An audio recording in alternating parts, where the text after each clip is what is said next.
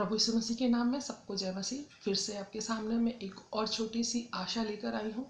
और इसको बताने से पहले मैं आपसे एक बात ज़रूर बताऊंगी कि जैसे मैंने पिछले वीडियो में कहा था कि मैं आपको बताऊंगी कि प्रेरित प्रार्थना के लिए समय आप कैसे निकालें। और मैंने ये भी बोला आपके पास बहुत सारा टाइम है, सच में आपके पास बहुत सारा टाइम है।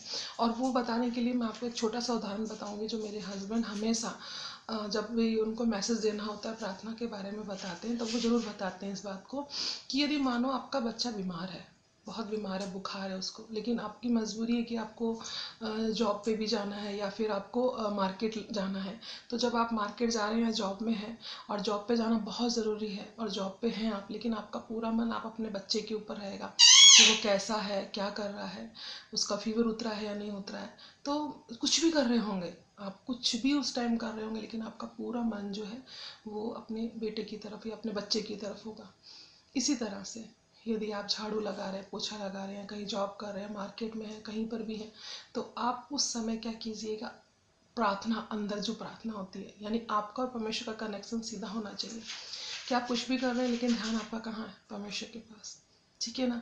और एक चीज़ और मैं आपसे बोलना चाहूँगी, जैसे कि मानो आप ऑटो में जा रहे हैं, बस में जा रहे हैं, ड्राइव कर रहे हैं, तो ज़रूरी नहीं है कि आप एक जगह बैठ के प्रार्थना करें। अब इस तरह से मन में चलते रहिए, करते रहिए। आप सॉन्ग भी गाते होंगे ना, तो वो एक परमेश्वर से कनेक्शन है। यदि आप आराधना का सॉन्ग गा रहे हैं, यीशु मसीह का सॉन्ग गा रहे हैं, तो वो भी एक परमेश्वर के साथ कनेक्शन है आपका। आपने कितना समय परमेश्वर के साथ बिताया वो मेन इम्पोर्टेंट है। ठीक है ना। कि आप जैसे कि कोई भी भजन गा रहे हैं परमेश्वर का और परमेश्वर के साथ आप उनके ध्यान करके गा रहे हैं ना, तो ध्यान तो वही है ना। तो दिस इज़ इम्पॉर्टेंट। तो यही चीज़ है कि आपको परमेश्वर के साथ हमेशा बने रहना और प्रार्थना में लगे रहना है। कुछ भी कर रहे हो प्रार्थना में लगे रहिए। अभी चलते हैं हम अपने टॉपिक पे, और टॉपिक है छोटी सी आशा। अभी इन दिनों देखा जाए तो चारों तरफ बहुत क्लेश है, बहुत तकलीफ है, लोग बहुत परेशानी में हैं और उनकी जो उम्मीदें हैं वो छोड़ चुके हैं। सच पूछो तो उम्मीदें छोड़ चुके हैं। और ये मेरे वीडियो ऐसे लोगों के लिए है जिनके पास में कोई उम्मीद नहीं है। लेकिन मैं आपको एक बात बताती हूँ, आज मैं एक छोटी सी आशा लेकर आई हूँ। हाँ, एक छोटी सी आशा जो प्रभु यीशु मसीह ने मुझे एक देने के लिए एक अगुवाई किया, मैं बस वही आपके सम्मुख लेके आई हूँ।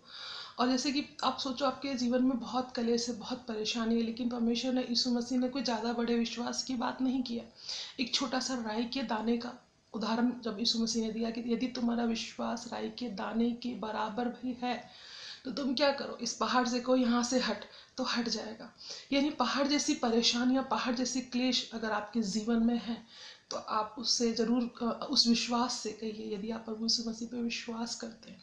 इसके लिए मैं आपको एक चीज़ और बताऊंगी, जैसे कि वचन में लिखा है 2 कुरिन्थियों 4:17, अगर आप पढ़ेंगे कि हमारा, क्योंकि हमारा पल भर का हल्का सा क्लेश हमारे लिए बहुत ही महत्वपूर्ण और अनंत महिमा उत्पन्न करता जाता है ना। तो अगर ये हम वचन पढ़ेंगे तो उससे हमें क्या मिलेगी, एक आशा मिलेगी।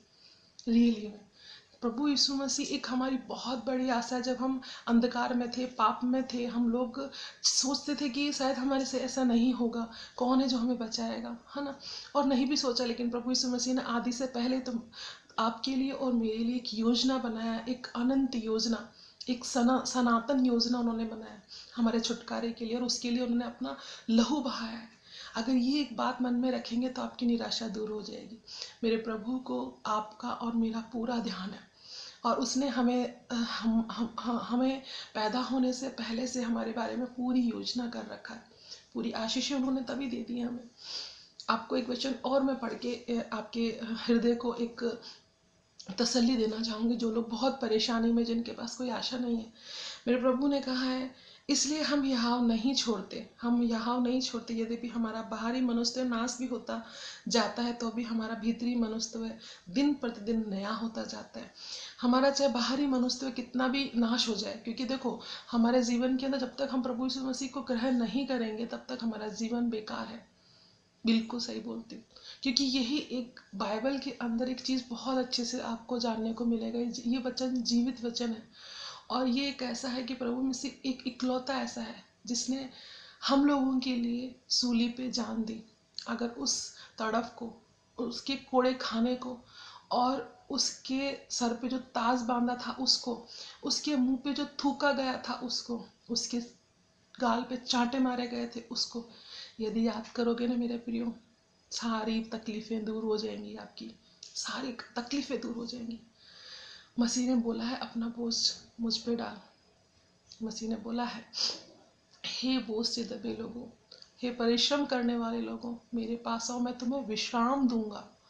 सच में अब तक यदि आपने अपने बोझों को, अपनी परेशानियों को प्रभु यीशु मसीह पे नहीं दिया है, तो मैं आपसे प्रार्थना करती हूँ कि प्लीज़ आप दीजिए प्रभु यीशु मसीह को। और फिर देखिए, सच में चख के देखो मेरा यहोवा कितना भला है।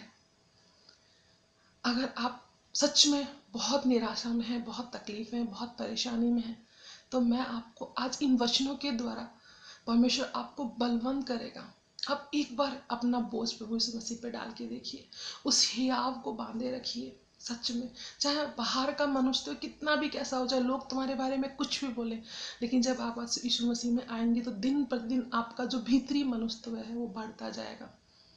सच में एक छोटी सी आशा मैं आपके सामने आज लेके आई उसके लिए, और आप के लिए बहुत बहुत धन्यवाद कि कुछ लोग मेरा वीडियो ज़रूर देख रहे हैं। और मुझे सच पूछो तो मुझे इससे कोई फ़र्क नहीं पड़ता कि कितने लोग देखते हैं कितने नहीं, लेकिन एक ने भी देखा है, एक ने भी, और प्रभु यीशु मसीह का वचन उसके अंदर काम किया है, तो ये मेरे लिए बहुत बड़ी बात है। यदि कोई एक व्यक्ति इस वचन के द्वारा यदि उद्धार पाता है, तो ये मेरे लिए बहुत बड़ी बात है। बस मुझे इतना ही चाहिए। तो प्रभु यीशु मसीह में बढ़ते जाइए और प्रभु यीशु मसीह के विश्वास में दिन प्रतिदिन बलवंत होते जाइए। वचन को पढ़ना जरूर कर रखना है। वचन को याद करने का तरीका यदि आप मुझे कमेंट्स में डालेंगे कि कैसे करना है, क्या करना है, मैं कैसे करती हूँ और कैसे मैं करती आई हूँ, मैं आपको कंटिन्यू पूरा का पूरा स्टेप बाय स्टेप ज़रूर बताऊँगी। तो कमेंट बॉक्स में ज़रूर मुझे बताइएगा।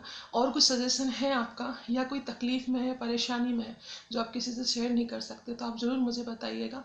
मैं ज़रूर उसके लिए प्रार्थना करूँगी। मैं सिर्फ एक कैसे मान सकते हैं कि मुझे जो चीज़ आप मुझे दोगे प्रार्थना के लिए, मैं मेरे प्रभु यीशु मसीह के चरणों में ज़रूर रखूँगी। तो विश्वास कीजिए, मेरा यहोवा बहुत भला है। जय मसीह की।